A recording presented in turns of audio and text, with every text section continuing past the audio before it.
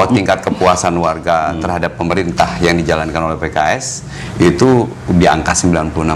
Jadi yang bersuara itu hanya 4%. Tugas membangun itu tugas kita bersama. Makanya saya ngajak kepada seluruh komponen untuk bersama-sama membangun Depok dengan baik. Program pemerintah itu biasanya 4L, lo lagi. Kemarin kita termasuk 2 kota yang terpilih untuk mewakili Indonesia ke UNESCO di Paris. Kebayang dari banyak itu kota di Indonesia diwakilin 2, Depok sama Solo. Maksudnya gini, si Pitung jagoan Betawi, jago silat pintar mengaji. Cakep. Wali kotanya Pak Kiai, tambah mantep wakilnya alumni UI kan?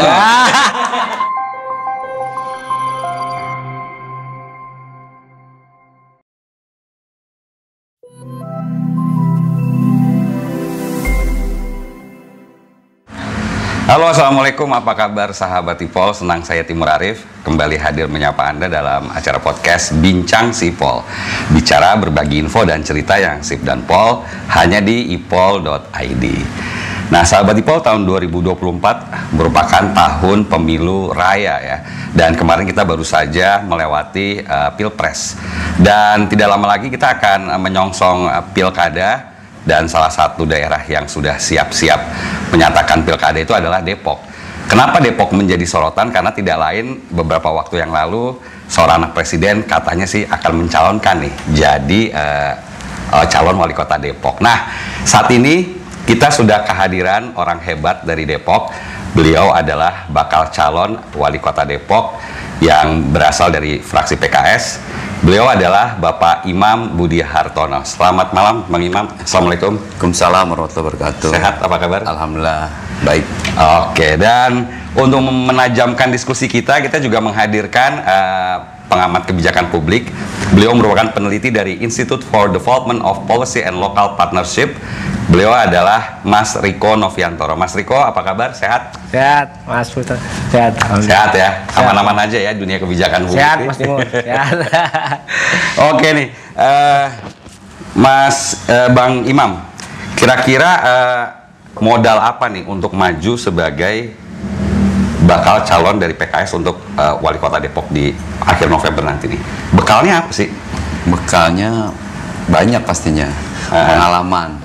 Pengalaman saya 5 periode jadi anggota DPRD. Termasuk pendiri Kota Depok. Karena sejak 99 Depok berdiri, saya sudah jadi anggota DPRD. 2 periode di Depok, 99 2004, 2009. Lalu saya ke Provinsi Jawa Barat 2009 sampai kemarin Pileg 2019 saya masuk lagi. Tapi di tahun pertama saya diminta Pak Kiai untuk jadi wakil beliau, dan akhirnya dari legislatif saya ke eksekutif. Jadi pengalamannya cukup panjang, mengenal Depok, mengenal tentang sistem pemerintahan dan lain sebagainya. Insya Allah itu bekal pertamanya. Pengalaman merupakan hal yang memang menjadi bagian penting bagi seorang ingin menjadi pemimpin dalam hal ini eksekutif ya. Karena kalau coba-coba ya minyak angin ini kan nggak boleh coba-coba ya. Jadi nanti bisa salah ya. Jadi pemimpin kan gitu. Yang kedua pastinya kami melakukan survei lah. Alhamdulillah popularitas, elektabilitas saya bagus. Ya tinggal isi tasnya aja kan gitu.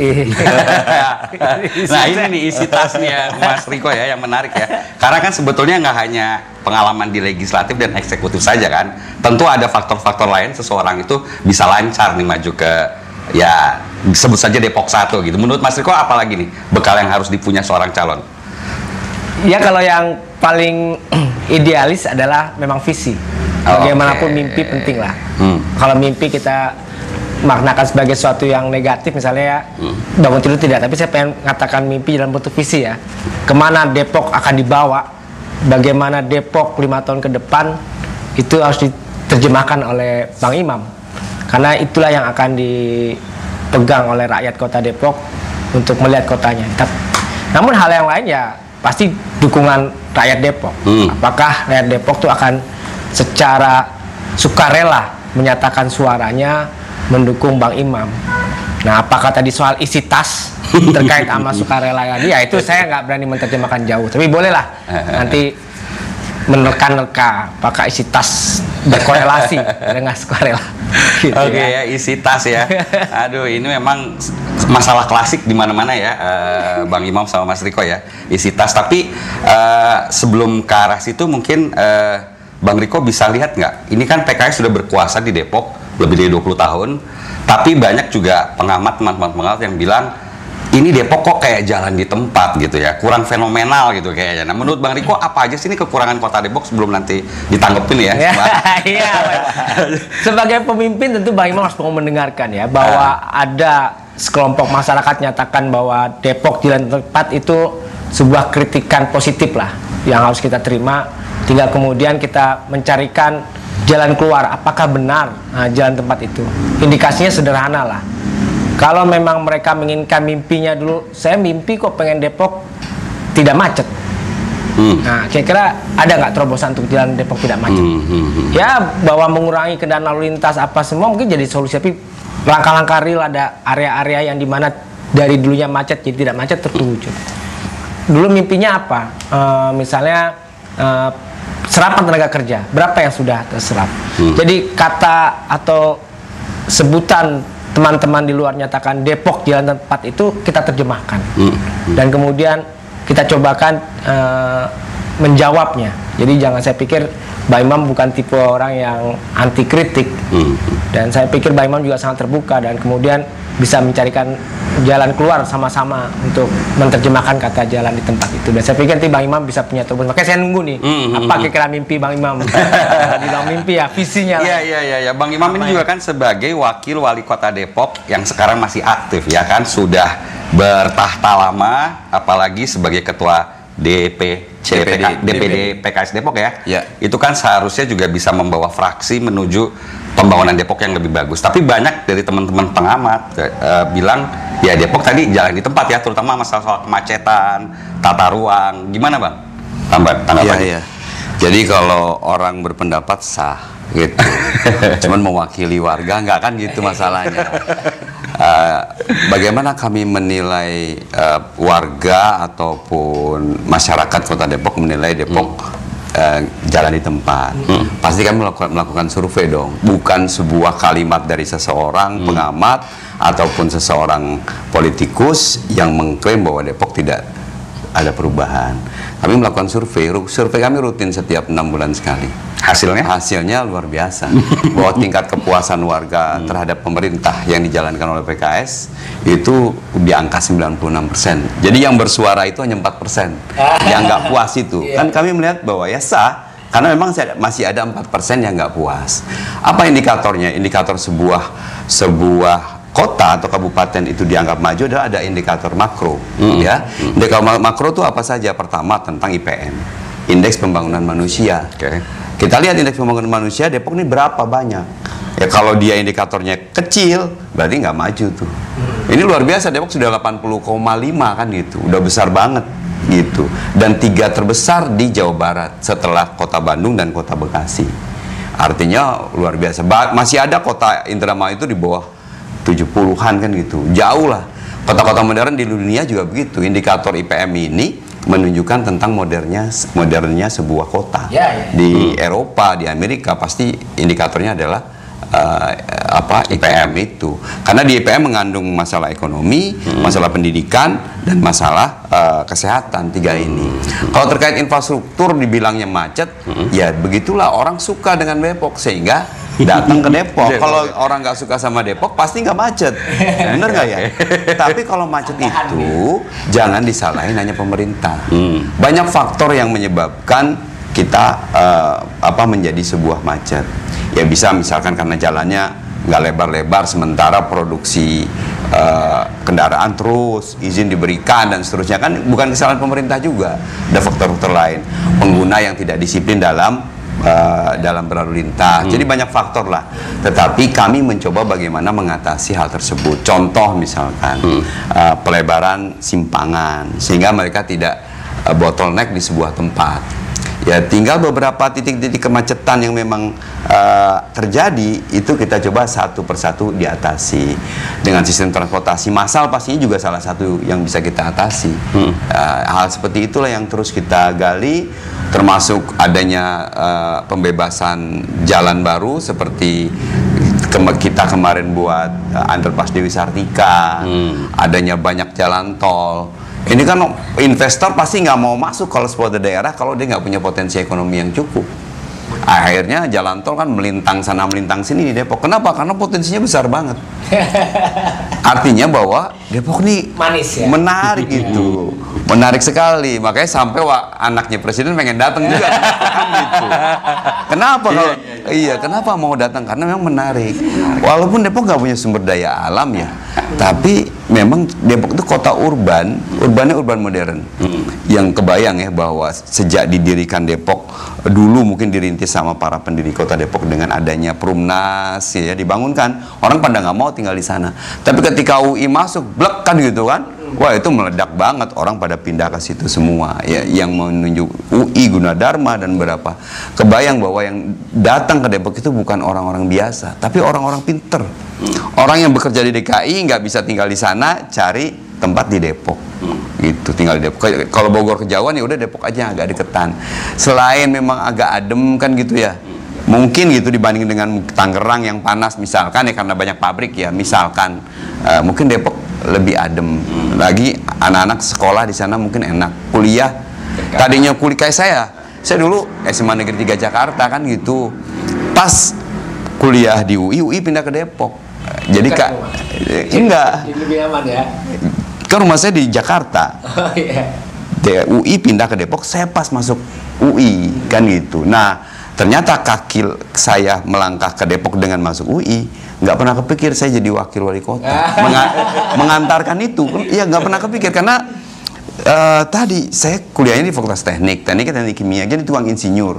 Pengennya kerjanya di perminyakan yang duitnya banyak kata orang. Ternyata reformasi membawa saya pada dunia politik.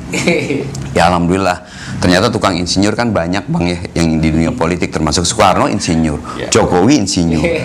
Makanya iya insinyur, bener kan? Ya waktu kita wartawan juga boleh nanti. Boleh. Tapi wartawan harus punya pantun. Saya punya pantun. Boleh. Waktu kampanye itu saya punya pantun. Pantunnya gini, si Pitung jagoan Betawi, jago silat pintar mengaji. Cakep. Wali kotanya Pak Kiai, tambah mantep wakilnya alumni UI kan.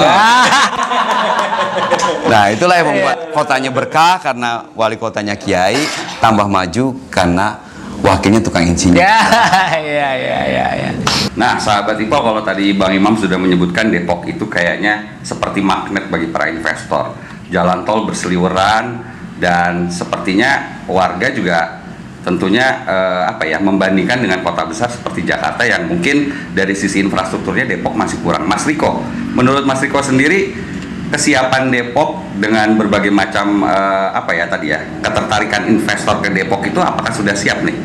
Tata ruangnya, kemudian fasilitas sosialnya, fasilitas umumnya seperti apa? Ya itu setiap kota punya magnetnya sendiri ya Bang Imam ya. Artinya kita memaknai bahwa potensi daerah itu harus dibaca sebagai sebuah ruang tawar-menawar, ruang tawaran dari pemerintah daerahnya kepada investor. Kalau kemudian kita melihat posisi Depok, tidak ubahnya sebagai kota penyangga lain, bagaimana Depok itu bisa menjawab juga kebutuhan-kebutuhan yang ada di Jakarta, meskipun pemaknaan kebutuhan itu seakan-akan Depok dan kota lain jadi kota kedua dari Jakarta. Pada sisi ini seharusnya pemerintah kota Depok juga bisa menaikkan bahwa Depok punya harga tawar tersendiri, punya nilai tersendiri yang tidak sebatas menjadi penyangga kota Jakarta.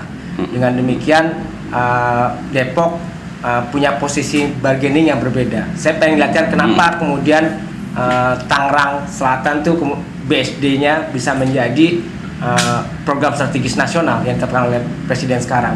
Karena daya tawar kotanya itu kemudian menjadi berbeda. Saya pikir Depok punya potensi itu. Juga kota-kota lain penyangga Jakarta. Disinilah harapannya mungkin kepala daerah ke depan itu bisa memberikan tawaran itu hingga investor bisa hadir. Terkait sama infrastruktur akan sambil jalan. Nggak mungkin pemerintah daerah membangun infrastruktur sendiri. Anggarannya nggak cukup. Jadi positioningnya adalah bisa mengundang investor untuk memberikan kemudahan, kemudian mereka memberikan fasilitas-fasilitas itu dan akhirnya pertumbuhan ekonomi terjadi. Nggak mungkin pemerintah itu secara serta-merta menggunakan APBD-nya untuk pembangunan infrastruktur. Sangat tidak mungkin karena APBD-nya nggak mungkin. Oke, tadi Mas Riko kan menyinggung BSD ya, jadi PSN, kemudian PIK juga udah jadi PSN. Itu jangan-jangan gara-gara pemiliknya mungkin dekat dengan penguasa saat ini. Depok pengen juga ingin nggak dekat sama rejim biar dapat jadi prioritas Depok sebagai program strategis nasional PSN. PKS gimana nih positioningnya? Iya, kalau terkait masalah itu kan semua daerah pasti pengen, karena dengan adanya program strategis nasional PSN. Iya, PSN ini membuat sebuah kota mendapatkan bantuan-bantuan prioritas dan kemudahan lain untuk bisa dibantu oleh pemerintah pusat. Itu. Tetapi di Depok memang ada hal-hal yang memang sudah jadi PSN. Yang misalkan kayak UI kan gitu, termasuk PSN, lalu UI 3 gitu ya, itu juga PSN. Universitas Islam Internasional Indonesia kan itu juga PSN. Ada hal yang diharapkan oleh Depok, PSN-nya terkait masalah sampah. Karena beberapa daerah pengelola sampah jadi listrik, ketika jadi listrik dibeli oleh PLN dengan harga yang subsidi. Kalau kami buat itu maka tidak akan dapat subsidi. Itu kan hal-hal positif yang didapat untuk terkait dengan masalah sampah dan lain sebagainya lah ya. Sesuatu yang memang mendapat prioritas dan dapat kemudahan dari pemerintah pusat. Nah, kebetulan Depok kan dikenal dengan kota PKS yang selama pemerintahan kemarin jadi oposisi. Nggak ditemenin lah istilahnya ya kalau kata orang ya. Tapi luar biasa, nggak ditemenin aja keren. Apa kerennya? Contoh misalkan Depok itu adalah kota dengan angka kemiskinan terendah sepulau Jawa. Ya kebayang kalau Depok se-Indonesia kita keempat setelah Sawalunto, Balikpapan, Badung Bali, dan Depok. Berarti kan tanpa dibantu juga kita udah keren kan gitu ya. Apalagi dibantu. Bisa kalah itu semuanya kan. Ya harapan kita sih memang dapat bantuan ya. Tadi ada beberapa kewenangan-kewenangan pusat yang tidak tertangani oleh pusat dengan baik. Ya apakah karena oposisi kan gitu? Harusnya kan bukan karena oposisi, tapi karena memang nggak diperhatikan oleh pusat. Contoh misalkan Jalan Raya Sawangan. Selama ini kita sebagai wali kota, wakil wali kota kena hantaman banyak orang, padahal itu jalan pusat. Nasional ya, nasional. Bahkan pintu tol yang ada di Rangkapan Jaya di Sawangan itu Kementerian PUPR dan para pihak ketiga yang mengelola tol itu janji ke kanan itu membebaskan lahan, ke kiri membebaskan lahan. Udah 2 tahun ini nggak nepati janji. Orang tahu pokoknya kenapa pemerintah Kota Depok kan nggak fair. Harus kami kasih tahu bahwa itu adalah janji mereka yang akan membebaskan. Kami pengen tutup sebenarnya supaya dia nggak dapat duit kan gitu. Cuman kan kayak buah si malakama, ya kan? Buahnya dimakan, anaknya mati, nggak dimakan, ibunya mati kan gitu. Nah ini makanya harusnya inilah diskusi lah dengan pemerintah pusat. Sampaikan bahwa kami belum sanggup membebaskan, mohon maaf, sehingga nggak kami yang disalahkan. Atau kami akan bebaskan insya Allah tahun ke depan misalkan begitu. Kami mencoba bagaimana mencari jalan alternatif lain, misalkan membuat jalan alternatif, pembebasan jalan-jalan alternatif yang memang bukan kewenangan pusat. Karena kalau kami melakukan sesuatu di kewenangan pusat salah. Banyak lagi terkait dengan masalah setu. Bayangin setu, Depok tuh punya situ banyak banget, 23 situ. Nah itu tidak ada perawatan yang cukup terhadap atau pembangunan yang cukup dari pusat. Sungai itu bukan kewenangan Pemda Depok juga. Kita nggak boleh nyentuh juga kan gitu. Sungai. Jadi kalau potensi-potensi itu ditangani oleh pusat dengan baik, kita nggak usah jadi PSN lah gitu, jadi KSN atau apalah namanya, PSN Pusat Strategi Nasional, tapi kewenangan pusat tanganin aja, wah itu Depok udah luar biasa. Bisa-bisa nyaingin tetangga sebelah ya, kota. Oke. Jadi betul. Jadi nanti orang tuh di Depok tuh cukup di kotanya saja sudah sudah bisa healing. Healingnya kan ke Sungai Ciliwung. Walaupun anak-anak muda sekarang sudah pakai tuh Sungai Ciliwung untuk arum jeram, kan gitu. Sungai beberapa sungai yang ada, Sungai Cikeas, ada 3 sungai lah yang dipakai anak muda untuk itu. Tapi arum jeramnya itu terganggu dengan masalah kebudayaan buang sampah, sampah yang ke badan sungai atau ke badan setu sehingga menjadi kotor.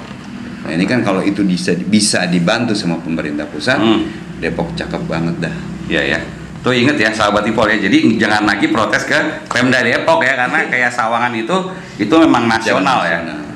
Tapi gini Bang Imam, kalau dari visi misi Bang Imam sendiri ini untuk maju ke Depok 1 nanti, ini kan abang kan udah jadi wakil wali kota ya. Kira-kira apa yang membedakan antara Bang Imam yang sekarang sebagai wakil wali kota dengan Bang Imam nanti sebagai wali kota yang sebenarnya apa nih? Ada bedanya nggak? Kalau dari nama saya nggak berbeda. Oke. Dari visi misinya. Dari visi misinya ya. Ya gini Bang. Sekarang kebetulan RPJPD termasuk RJPP, rencana pembangunan jangka panjang skala nasional juga sudah habis. Ya. RPJPN sudah habis. Kita juga di kota kabupaten, di provinsi juga sudah habis. Maka harus buat baru lagi dan semua payungnya dari pusat. Kita harus mengacu dari pusat. Visi misi kita nanti sebagai kandidat nggak boleh menyimpang dari pusat. Harus ada kata maju dan berkelanjutan. Nah itu RPJPN, RPJPD yang akan dibuat Depok nanti ada kalimat itu. Tapi pecahannya per 5 tahun kan RPJMD, rencana pembangunan jangka menengah yang dibuat oleh kandidat. Nah sekarang saya tanya ke abang, boleh ya? Boleh dong. Kan boleh nanyanya. Boleh. Jadi deg-degan nih sahabat Ipol ya. Oke siap. Saya tanya pembangunan itu tujuannya apa? Untuk membahagiakan warganya. Nah kalau abang apa?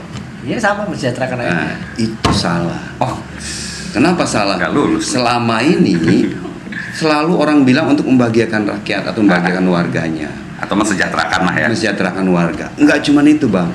Karena yang ada di bumi ini bukan saja manusia. Ada hewan, ada tumbuhan, ada darat, ada air, ada laut. Yang selama ini tercemari oleh kita. Itulah salahnya pemikiran kita dulu. Bahwa untuk kesejahteraan kita doang sebagai manusia, padahal ada yang terzolimi alam, hewan, tumbuhan, air. Itu yang membedakan saya dengan yang kemarin. Tapi tentang kalimatnya masih rahasia.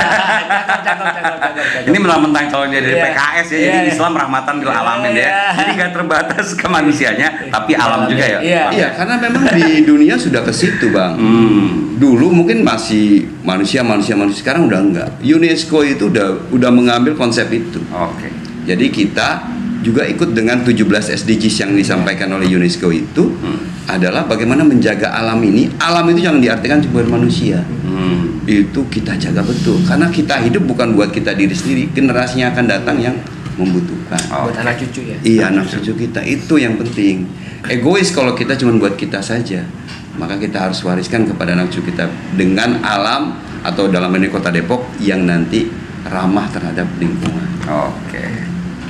Sahabat Ipol, tadi Bang Imam sudah bilang kalau untuk memajukan Kota Depok ke depan itu bakalan beliau akan merahmati alam lah ya istilahnya ya. Tapi kalau dari sisi kebijakan publik nih Bang Riko, cukup nggak sih sekedar seperti itu sebuah kota ingin memajukan pembangunannya itu dengan cara ke alam, kembali ke alam? Gimana menurut pandangan Bang Riko? Ya itu memang nggak bisa kita pungkiri ya bahwa persoalan isu-isu global tentang pemanasan global, krisis iklim krisis iklim itu menjadi isu global dan saya pikir juga penting Bang Imam, sangat tepat saya pikir Bang Imam membawa isu itu juga sebagai bagian dari agenda pilkada, tapi jadi satu cara untuk menyadarkan kita semua tentang ancaman-ancaman itu.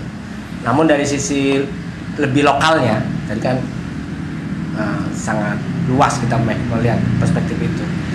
Saya sih berharap kemudian setiap kepala daerah itu mampu melihat lebih dalam potensi lokalnya, potensi rakyatnya, potensi seluruh yang ada di Kota Depok, kemudian mengangkatnya sebagai sebuah permata emas yang bisa disulap, dibuat dalam bentuk segala apapun, entah itu cincin, entah itu kalung, entah itu anting-anting, entah itu perhiasan atau apapun. Nah, kemampuan kepala daerah untuk melihat potensi itulah yang saya pikir membawa daerah itu menjadi lebih baik. kita bukan mencari kepala daerah yang latah. Apa yang ada di sana kemudian tiru di sini. Saya selalu membayangkan, selalu memberikan analogi bahwa praktek pemerintahan itu bagian praktek orang tua dengan anak, atau praktek keluarga dengan keluarga lain. Nggak ada keluarga itu dilahirkan dalam DNA yang sama.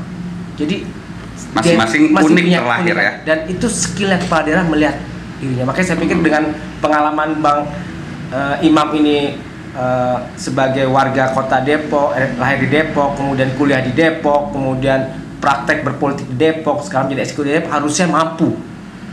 Ya, tapi kalau sampai nggak mampu, waduh, maaf aja nih Bang Imam. Sudah segitu lama, tapi gagal menentukan Depok itu apa, saya kecewa banget gitu. Siap. Jadi momentum inilah saya harap Bang Imam mampu menjadikan Depok suatu yang unik. Pernah nggak kita kebayang dari Aceh berangkat sampai ke Papua itu hampir sama kotanya. Setiap masuk kota ada Alfamart dan minimarket, hampir semua kota sama. Bentuk lampunya sama-sama. Kita bingung, kita nih pindah antar kota apa enggak sebetulnya? Kenapa enggak seragam ada? gitu ya? Padahal sebenarnya potensinya masing-masing punya gitu ya. Sebenarnya punya potensi, punya suatu keunikan yang kemudian saya berangkat, saya ada di sini. Saya bangga ada di kota lain. Nah, saya pikir itulah. Meskipun kita nggak bisa pungkiri magnet Jakarta itu begitu luar biasa, memberikan pengaruh ya, sebagai epicentrum yang kemana-mana daerah juga berpengaruh. Tapi lagi-lagi saya pikir keunikan kita juga harus dipertahankan. Bang Imam, keunikan dan potensi apa nih sebetulnya yang paling oke dari Depok yang bisa di-up? Nah, ini yang perlu teman-teman ya ketahui bahwa kita membangun itu nggak sendiri. Itu penting.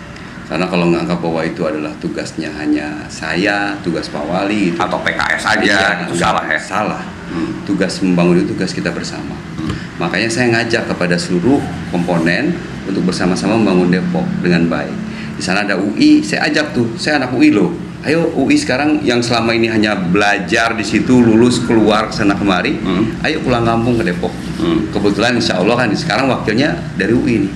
Kalau ke depan terpilih, wali kotanya dari UI kan. Oke. Ayo kita sama-sama biar UI-nya bagus, kotanya bagus. Kan biasa RK dari ITB ngebangun kota Bandung kan gitu, Risma dari ITS ngebangun kota Surabaya. Boleh nggak kan gitu? IBH dari UI, ayo kita bangun. Boleh juga ya. Boleh. Jadi perguruan tinggi kita libatkan. Lalu juga para pembisnis pastinya seperti Pentahelix lah, bahwa kita itu bukan Superman. Kita itu super tim. Jadi semua terlibat untuk bersama-sama membangun Depok, itu akan mempercepat. Itu yang pertama. Yang kedua, terkait dengan masalah pembangunan ekonomi, tadi kait masalah ekonomi ya. Ekonomi itu memang standarnya itu pertama adalah laju pertumbuhan ekonomi LPE. Kita tuh waktu sebelum Covid di angka 5. Waktu Covid turun di minus 1,92. Itu kita kejar gimana supaya bisa naik lagi ba'da Covid. Alhamdulillah sudah di atas 5 sekarang. Caranya apa? Tadi ngatasin masalah pengangguran karena banyak PHK. Ngatasin masalah ekonomi rakyat karena banyak yang gulung tikar. Kita punya program, Bang. Hanya program 5.000 pengusaha baru dan 1.000 perempuan pengusaha. Khusus tuh perempuan tuh 1.000 pengusaha. Kenapa? Karena kita punya PK, perempuan kepala keluarga yang selama ini ada KDRT misalkan, sehingga terjadi cerai atau suaminya meninggal, terjadilah single parent. Di Depok tuh cukup banyak, sekitar 92.000 single parent tuh. Termasuk di dalamnya Ayu Ting Ting. Dulu ya, janda ya. Dulu sebelum nikah ya, karena salah satu kecamatannya kan beliau tinggal di situ sebelum beliau menikah gitu. Itu datanya segitu. Kita gimana mereka bisa menghidupkan keluarganya yang ditinggali oleh suaminya, apakah dia cerai hidup atau cerai mati. Maka kita buatkan program khusus buat wanita. Nah caranya kita nggak seperti dulu. Program pemerintah tuh biasanya 4L, lo lagi. Acara bank sampah dia, acara ekonomi dia, acara majelis taklim dia, Posyandu dia juga ya. Enggak, kita nggak mau gitu. Nah terutama masalah ekonomi ini nggak mau 4L. Maka kita punya tadi program 5.000. Jadi terkuantifikasi terhadap siapa yang ikut dan bisa dilihat oleh publik melalui sebuah aplikasi namanya The Keren, Depok kreatif, energik dan keren kan gitu. Sukses lah. Nah itu memberikan mereka 5 hal, yaitu pelatihan, kedua pendampingan. Kalau dia udah dilatih nggak bisa juga didampingin sama kita. Ketika didampingin udah bisa, maka kita kasih izin supaya dia bisa punya proyek atau punya kegiatan ke lembaga-lembaga formal pemerintah atau swasta dengan izin yang diberikan, izin halal, NIB, PT dan seterusnya kita berikan secara gratis. Setelah itu bisa kita ajarkan digital marketing. Marketing kan sekarang kan nggak dagangnya cuma se-RW, tapi se-Depok, se-nasional, bahkan internasional. Impor sudah ada nih, dari hasil ini sudah ada yang impor. Yang terakhir adalah tentang modal. Nah, modal ini tahun ini alhamdulillah sudah ada subsidi bunga. Tahun depan harapan saya adalah bagaimana menghidupkan para UMKM yang tadi ada minimarket yang memang punya orang kaya kan gitu ya. Kita berikan mereka sebuah insentif ya, dan sebuah kebijakan. Ayo kita beli masarin produk lokal dari UMKM, beli warung tetangga kan gitu. Memang itu sebuah slogan, tapi kita akan kita lakukan dengan berbagai peraturan daerah, dengan keputusan wali kota, dan mungkin bisa jadi adalah bagaimana ASN bisa membeli barang-barang dari UMKM. Nah, hal seperti itu yang kita kembangkan ke depan. Salah satu penelitian saya sekarang di S3, saya kebetulan S3 jadi S1-nya saya di UI di Teknik Kimia, S2-nya saya di UI tapi tentang tata kota. Sekarang S3 lagi tentang tata kota saya belajar tentang perkembangan kota-kota besar dunia. Dari situ di UI juga, Bang? Di UI juga. Oke. Saya anak UI asli, Bang. Oke. Nggak murtad ya? Bukan in the cost. Bukan in the cost, bukan murtad juga. Sebab kalau saya pindah, anak-anak dosen-dosen UI protes. Aduh, gimana nih ikon UI kan gitu. Depok, UI kan gitu. Udah gitu wakil wali kotanya dari UI. Alhamdulillah sih bisa membanggakan UI kan. Makanya ngajak anak-anak UI. Nah, dengan adanya program itu, ke depan akan dikembangkan lebih positif lagi dengan memberikan tadi bahwa ekonomi keluarga, ketahanan keluarga melalui ekonomi ini bisa kita berikan kepada mereka. Coba kalau cuma sekedar subsidi, ngasih pangan murah atau pangan gratis itu tidak mendidik. Tapi dengan mereka mau diberikan kail, mereka akan hidup ekonominya. Oke. Seperti itu, Bang. Bang Riko, tanggapannya gimana? Kayaknya sebetulnya belum ada yang kekhasannya ya kalau menurut saya tadi. Ya, mungkin Bang Imam. Ya, memang enggak. Praktek pemerintahan itu tidak ubahnya dengan praktek demokrasi, artinya menjaring gagasan dari pihak manapun ya. Cuman saya maksudkan tadi adalah bagaimanapun pada ada leader. Ketika leadernya tidak membuka ruang itu, maka ruang itu pun tidak terbangun. Nah, saya sih kalau melihat hari ini ya, Bang Imam sudah menyatakan bahwa ingin mengajak semua orang dengan konsep-konsep pentaheliknya tadi itu. Jadi kemudian arah kota Depok ke depan yang kita harapkan keunikannya itu akan hadir dari aspirasi banyak pihak. Memang bukan wali kotanya, tapi wali kota dan leadernya. Ketika leader itu menutup ruang itu, maka tidak terbuka lah keunikan tadi.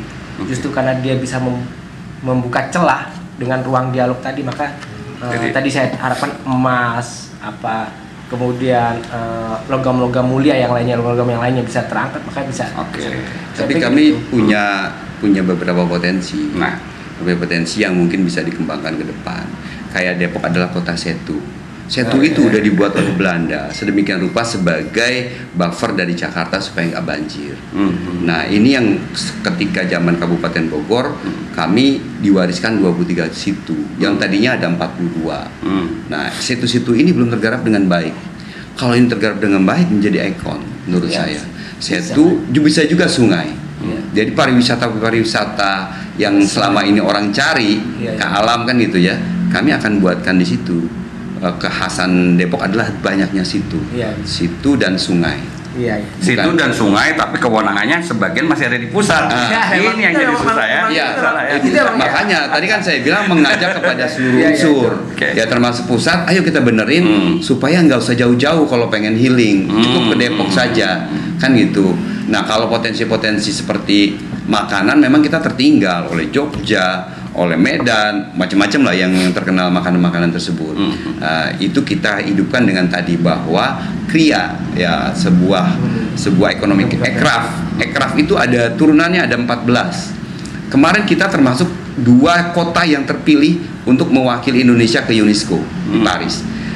Kebayang dari banyak itu kota di Indonesia diwakilin 2, Depok sama Solo.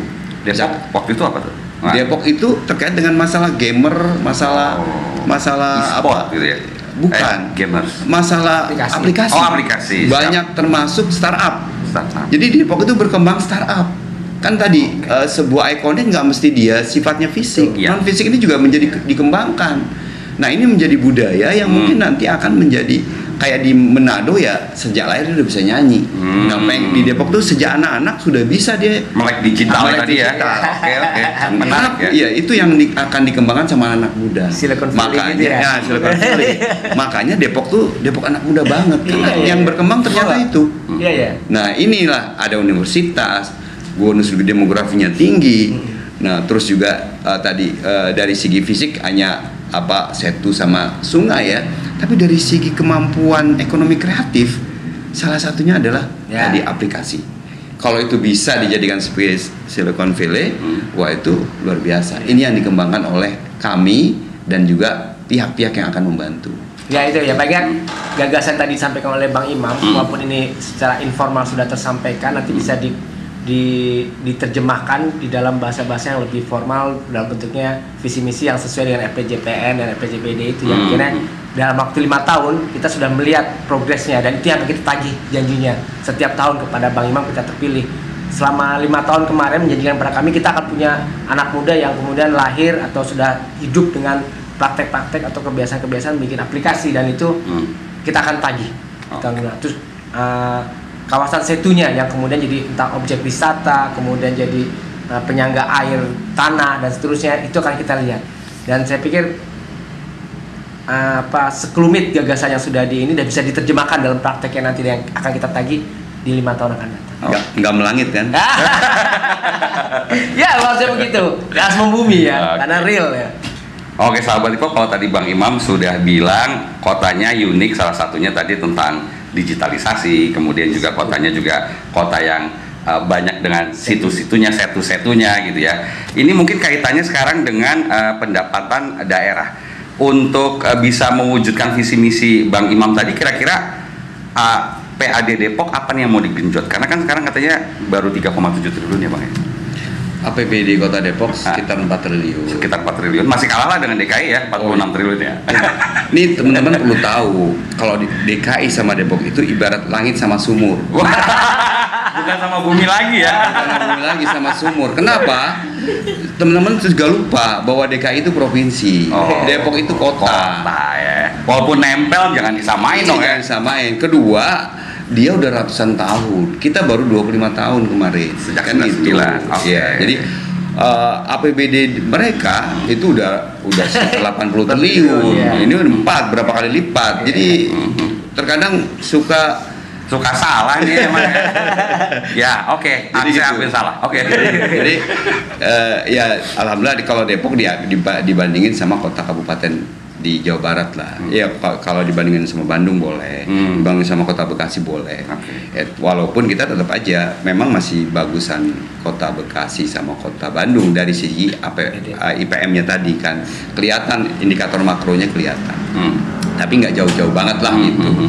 Nah kalau masalah pendapatannya kita alhamdulillah sudah 1,8 triliun. Artinya dari segi kemandirian ini udah bagus.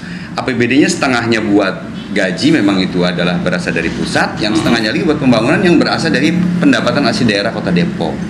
Memang pendapatan asli didominasi oleh PBB, bukan partai bulan bintang, tapi pajak bumi dan bangunan sama PKB, bukan Partai Kebangkitan Bangsa, tapi pajak kendaraan bermotor, kan gitu.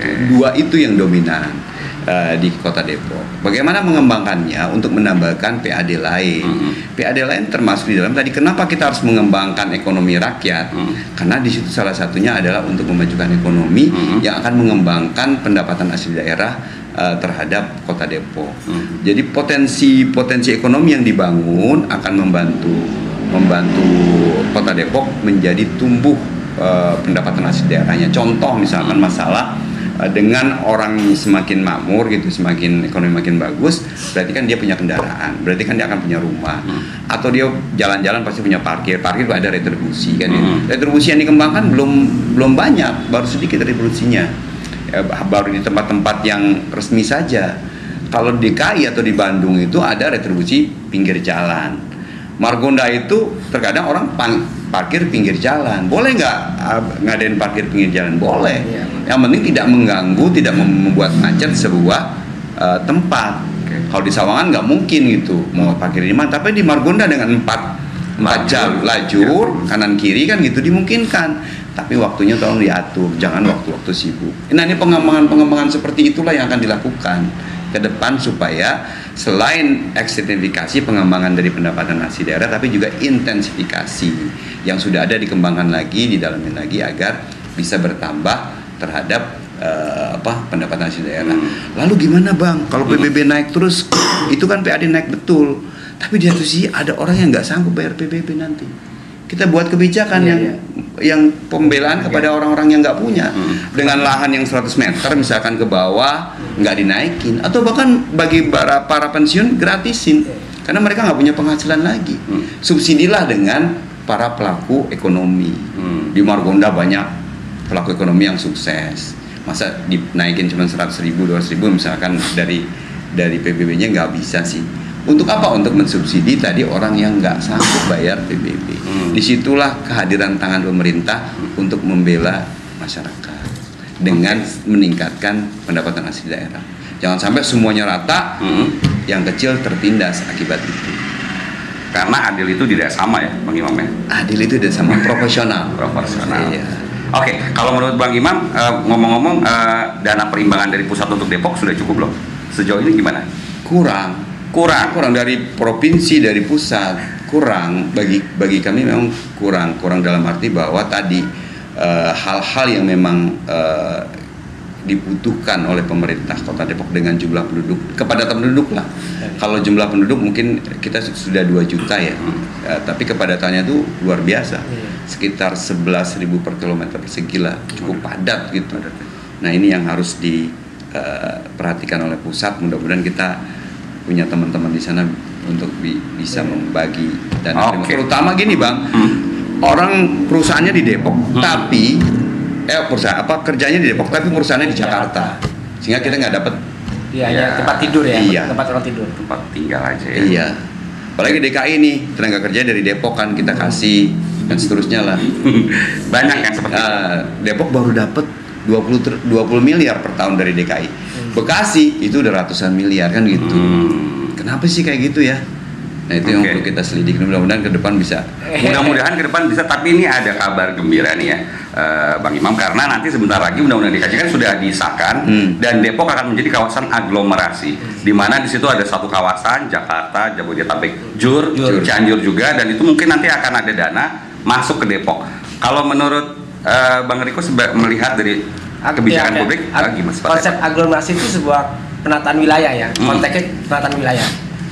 Bahwa kemudian ada pendapatan masuk dari pusat, dari Jakarta ke daerah, itu sebuah kompensasi bentuk ini. Tapi konteksnya adalah bagaimana kota-kota atau daerah sekitar Jakarta itu menjadi sebuah kawasan yang saling terikat, saling terhubung sebagai aglomerasi maknanya.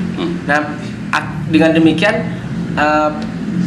tantangan-tantangan kota seperti turunnya air tanah, kemudian banjir, kemudian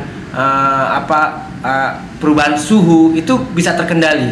Karena apa? Karena wilayah itu menjadi tertata dalam satu konteks wilayah. Nah, pada posisi itu yang terpenting adalah semua kepala daerah duduk bareng, menyampaikan segala potensinya dan hambatan di daerahnya masing-masing, dan hindari ego sektoral antar kepala daerah. Kenapa? Karena konsep aglomerasi itu artinya saling bekerja sama antar kepala daerah itu.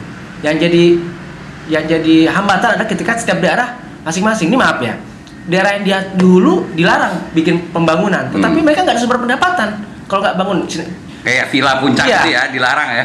Kita lihat aja sekarang Depok sudah mengakui bahwa mereka pendapatannya dari PBB dan PKB. Wajar dong kalau kemacetan susah dihindari, karena pendapatan dari PKB. Ya, motor kendaraan. Coba kalau itu dikarenakan, pasti berdampak. Jadi rumusan-rumusan membaca peta tadi itu harus dimaknai kepala daerah kumpul bareng rame-rame, mendudukkan posisi kewilayahannya, kemudian memetakan. Nanti konteksnya juga pada transportasi antar wilayah, aglomerasi itu. Jadi mari membaca konteks aglomerasi pada konteks membaca peta kewilayahan. Agar tadi tujuannya kalau pembangunan berkelanjutan lah katanya Pak Pak Imam tadi ya, berkelanjutan. Tidak hanya manusia yang sejahtera, alamnya juga ikut sejahtera. Gitu Pak Imam ya. Iya. Ya, jadi kalau melihat filosofi lah ya, kenapa harus ada aglomerasi itu sebuah keniscayaan. Tadi salah satu faktor penyebab harus adanya aglomerasi, kebersamaan dalam sebuah penataan pemerintahan. Karena kita dibatasi oleh administrasi sebenarnya. Kalau dari segi alam nggak ada pembatasan, tapi dari segi administrasi dibatasi oleh DKI, Depok bagian Jawa Barat, Tangerang bagian Banten, ini dibatasi.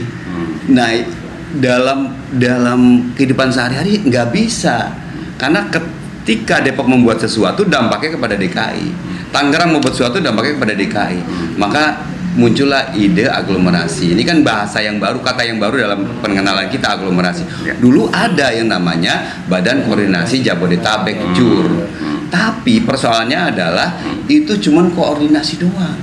Tadi disampaikan, kepala daerah kumpul, koordinasi, ada apa-apa, selesai bubar, tidak ada actionnya. Nah, saya berharap dengan Undang-Undang DKJ ini dan Dewan Aglomerasi Jabodetabek JUR, ini ada kewenangan anggaran setingkat menteri ya yang diberikan anggaran untuk terjadi ketimpangan-ketimpangan antara DKI dengan Jabodetabek, Bodebek, JUR itu bisa diberikan. Entah itu namanya apa, sehingga nanti daerah ini sama-sama tumbuh bersama gitu, jangan ada ketimpangan. Kalau di sini nanti bakalan tenggelam akibat air bawah tanah, suplai dari sini air permukaan dari Ciliwung gitu kan, kita jaga Ciliwungnya supaya bagus, mensuplai air ke DKI dengan baik, sehingga memang air permukaan bisa terjaga kan. Akibat DKI turun katanya penggunaan air permukaan yang cukup banyak kan gitu. Nah, ini bisa disuplai oleh daerah sekitar. Itu yang diharapkan filosofi terjadinya daerah aglomerasi yang benar. Mudah-mudahan filosofinya begitu dan kebijakannya bukan sekedar koordinasi tapi juga kasih anggaran supaya ada actionnya. Ya kalau cuma ngomong-ngomong doang kita juga bisa di warung kopi kan gitu ya. Tapi nggak ada actionnya. Harus duduk bareng tuh melihat peta kota ini. Depok layaknya sebagai apa sih? Bekasi sebagai apa sih? Harus ada ciri khas tadi ya. Masing-masing punya fungsi. Iya, hingga tidak saling berebutan, tidak saling kemudian menjual. Ayo dong warga pindah ke sini, nginep di sini. Ayo warga di sini. Dengan demikian, kalau itu peta itu bisa terbaca dengan baik, membangun baik, maka mobilitas antar warga juga terbaca dengan baik. Ini udah terbangun Bang, sebenarnya di dalam rencana RTW, rencana tata ruang wilayah. Itu udah gabung tuh plek gitu. Ini kan persoalan tadi masalah air, masalah sampah, masalah pemukiman, transportasi juga. Transportasi. Nah, 4 persoalan itu minimal bisa diatasi dalam aglomerasi itu. Nah, ini gimana caranya? Ayo duduk bareng, tolong kasih anggaran. Nah. Jadi ujung-ujungnya cuan-cuan lagi. Ya kalau cuma ngomong doang kan gitu. Ya bisa ya. Bisa. Ya kita doakan bersama ya sahabat Polres, mudah-mudahan semua bisa mendapatkan apa ya istilahnya kemanfaatan yang bersama-bersama gitu ya. Amin. Oke, Bang Imam, ini kayaknya kalau diterusin kita ngobrolnya bisa sampai besok. Siap. Jadi kayaknya kita cukupkan, tapi sebelum ditutup nih, kira-kira closing statement dulu deh dari Bang Riko sebagai pengamat kebijakan publik. Apa nih yang harus dikedepankan oleh Depok ke depan nih biar lebih maju lagi dari sekarang? Ya, saya sih berharap untuk Bang Imam sebagai kandidat yang semoga kemudian secara sukarela warga menyatakan dukungannya, itu bisa mewujudkan seperti tadi. Saya sih tetap masih mengingat tentang konsep pemanfaatan situ, pengembangan masyarakat digitalnya, itu menjadi sebuah produk kebijakan yang kemudian bisa diimplementasikan sekaligus dengan pengembangan ekonomi kreatifnya. Saya pikir 3 hal itu bukan suatu yang mimpi, karena dengan potensi Depok yang ada ya, dan hal yang lain tentu kemampuan dialog kepala daerah atau Bang Imam kepada pemerintah daerah sekitar, saya pikir juga menjadi kunci untuk bisa ya tadi, dan soal daerah perimbangan memang ada rumusannya ya. Kemudian tadi soal bagaimana untuk Dewan Aglomerasi atau bekerja, saya pikir Bang Imam bisalah menjadi, kalau ibarat tasbih, dia bagaikan tali tengahnya yang mengikatkan pada kita. Itu Bang Imam. Tapi ingat masih ada saingan nanti, itu yang harus visi misinya harus diadu. Ya.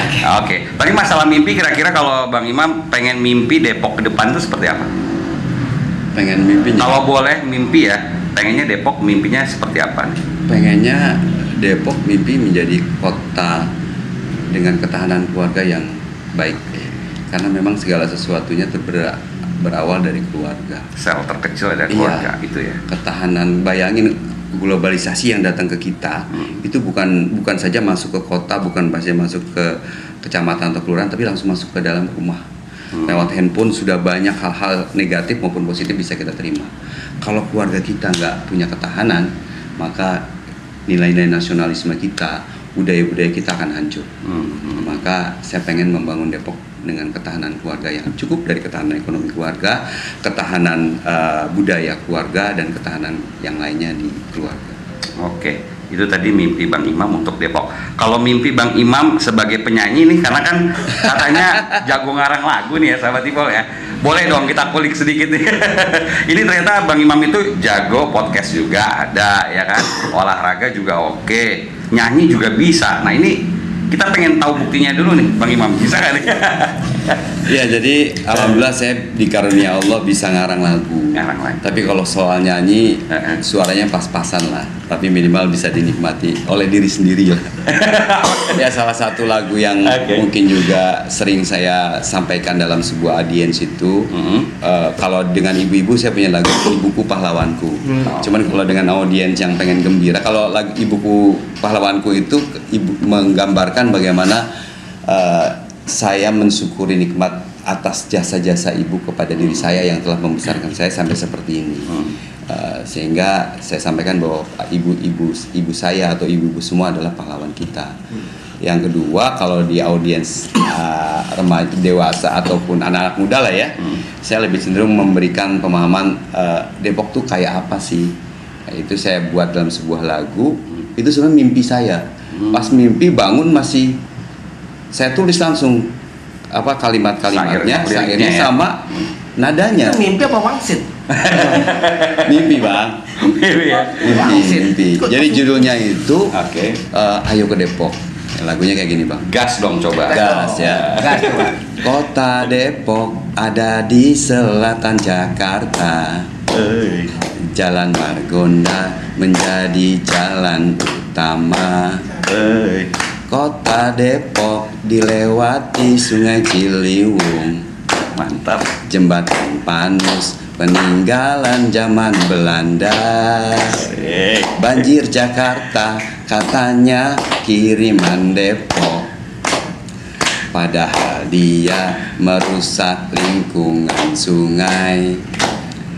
Warga Depok ke Jakarta naik apa? Naik kereta, kendaraan rakyat jelata. Waduh. Ayu Ting Ting, duet dong. Duet nih Ayu Ting Ting. Udah jelas ya Ayu Ting Ting kenapa dia lahir di Depok ya, karena ini wakil wali kotanya jago nyanyi juga. Ngarang Bang, ngarang. Ngarang lagu. Tapi minat nggak ini jadi penyanyi profesional? Enggak lah ya. Bakalan tertolak mentah-mentah ya. Sama istri saya, Bi, kalau bisa jangan nyanyi ya. Kalau ngarang doang insya Allah bisa. Oke. Bang, sebelum ditutup nih, ternyata tadi kita 24 jam terakhir sudah membuka pertanyaan netizen ya di IG Ipol ID. Bisa berkenan menjawab ya? Mangga. Oke, ini pertanyaan pertama dari @elisams. Pertanyaannya gini, seiring dengan berkembangnya ekonomi digital, apa inisiatif Anda untuk mendukung startup di Depok? Singkat aja Bang. Tadi sebenarnya udah disinggung ya? Iya, udah disinggung tadi.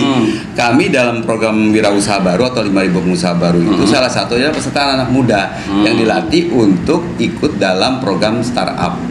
@elisams langsung daftar ya ke Pemkot Depok ya, biar canggih digitalnya ya. Betul. Daftar aja. Daftar ya. Oke. Pertanyaan yang kedua dari @herlia Sapna. Ayu Ting Ting kan informasinya mau nikah bulan November 2024. Bang Imam dilibatkan jadi panitia nggak? Tadi ngomongin Ayu Ting Ting, ini pas banget ya. Aduh. Ya, salam lah buat Ayu ya. Mudah-mudahan saya bisa diundang jadi saksi. Masuk Pak Iko. Mbak Ayu Ting Ting siap-siap ya, kontak ya ajudannya. Oke, pertanyaan selanjutnya dari @Lutfia Apriliani. Depok banyak berita mistik viralnya, mulai dari babi ngepet, keranda terbang dan lain-lain. Emang boleh ya Depok seviral itu? Ini memang Depok kayaknya nggak jauh-jauh dari musik memang ya. Bang Imam ya. Klinik ya. Daerah lain juga banyak ya. Cuma kan untuk supaya tambah ngetop, bahasanya buat sebuah yang viral kan lewat media-media seperti itu. Gitu ya. Saya kemarin diajak main film sebenarnya. Itu ingin menggali tentang jembatan Panus. Nah itu juga mistik betul. Mistik banget kan ya. Bahwa katanya mistik itu sangat digemari sama anak muda. Minimal tuh buat pacaran murah. Kenapa? Bener bang. Gimana nih maksudnya nih? Jadi kalau dia nonton ke bioskop mistik. Kalau dia takut gitu kan. Itu pura-pura begitu bang. Itu saya dikasih tahu sama sutradaranya begitu. Pantes laku ya. Iya, abang mungkin udah nggak muda sekarang. Jadi anak-anak saya baru tahu juga, ternyata anak muda gitu. Ketika mistik itu serem, mereka pegangan, mereka pelukan modus gitu. Ya, modus. Makanya kalau kita datang sendiri, orang tuanya ngikut gitu. Di depan itu terjadi hal seperti itu. Mistik sesuatu yang nggak usah ditakutin lah. Karena memang kan kalau dalam Islam ada kayak iman kepada yang goib. Kan gitu. Alif lam mim zalikal kitabul la raiba fihi hudal lil muttaqin allazina yuqimunas sholata wa mimma razaqnahum yunfikun wallazina yu'minuna bil ghaibi. Kan ada tentang kegoiban. Jadi sesuatu yang memang nggak bisa dipisahkan dalam kehidupan di dunia ini. Ada syaitan. Nah, ikutan. Jadi seperti itu. Tergantung cara ngomongnya aja. Kalau dilebih-lebihkan ya sirik. Kan Menarik gitu. juga kalau dibikin selamat datang di kota mistik. Nah. Jadi ciri khas ya tadi ya. Iya. Karena itu cuma viral aja kan. Ya kalau viral-viralan doang. Tapi tadi jembatan Panus tadi mau diapain tuh bang? Kan mau dibuat sebuah film lah ya, sebuah film. Sebenarnya bukan sesuatu yang menakutkan, tapi ingin memperkenalkan bahwa Depok punya jembatan Panus yang dulu dibangun sama Belanda dan sekarang menjadi peninggalan mereka di Kota Depok. Udah beberapa peninggalan di Kota Depok nih tadi kayak rumah Cimanggis udah dibagusin, lalu rumah sakit Harapan yang sekarang tuh terbengkalai. Ini memang perlu tangan kita untuk bisa dijadikan seperti Braga di Bandung. Jadi kalau Braga itu hanya jalan, tapi kalau di Depok itu bukan sekedar bangunan kuno, tapi dia ada turunan Belanda di sana. Dan setiap tahunnya orang Belanda datang ke Depok untuk apa istilahnya nyekar ataupun ziarah kubur. Kalau bahasa ziarah kubur, ada kuburan nenek moyangnya di situ. Setelah mereka dari Belanda ke sana ziarah kubur, mereka kumpul melakukan satu pertemuan-pertemuan yang budaya-budaya yang memang kita harus lestarikan juga. Nah, itu yang belum kita gali dengan baik dan kemarin teman-teman UI dan beberapa universitas coba menggali itu. Kita buat salah satu selain situ ya, ini ada budaya, ada pariwisata di bidang sejarah. Gitu. Jadi para sutradara tolong ya langsung siap-siap nih skenario-nya udah ada ya. Depok ternyata full sejarah, segala macam ya, bisa dimajukan ya. Bisa. Baik. Terima kasih Bang Imam. Terakhir dong untuk Bang Imam menyapa warganya seperti apa, apalagi nanti mau maju nih. Kira-kira bagaimana nih teknik kampanyenya? Silakan. Ya warga Depok, kucing kurus mandi di papan. Cakep. Papannya ada 8. Warga Depok yang saya banggakan, sehat selalu saya doakan. Warga Depok semuanya baik encing, nyak, babe, lembaga-lembaga yang ada di Kota Depok, lembaga pendidikan, para bisnismen, ayo kita bangun Depok bareng-bareng. Amin. Keren. Kalau gitu saya juga ada pantun nih Bang. Siap. Oke, sayur terong, sayur bayam. Cakep. Tepuk tangan dong buat Bang Imam. Nggak nyambung. Justru itu lucunya. Lebay tapi nggak masuk ya. Oke, sahabat Ibu, terima kasih Bang Imam atas kehadirannya. Mas Riko terima kasih. Nanti kita undang lagi ya. Siap. Mudah-mudahan kalau jadi Depok 1 nanti jangan lupain kita ya, Bang ya. Tapi harus lewat Depok Utara dulu ya. Depok 1, Depok 2. Oke, demikian sahabat Ibu, bincang kita kali ini semoga bermanfaat dan menambah wawasan. Jangan lupa untuk subscribe, like, share, dan komen YouTube Sipol dan update selalu berita terkini dengan follow akun media sosial ipol.id. Terakhir ingat pesan Bang Ipol, investasi materi memang penting, tapi investasi leher ke atas jauh lebih penting. Akhirnya saya Timur Arif dan narasumber kami pamit undur diri. Salam sehat selalu dan wassalam. Thank you. Thank you.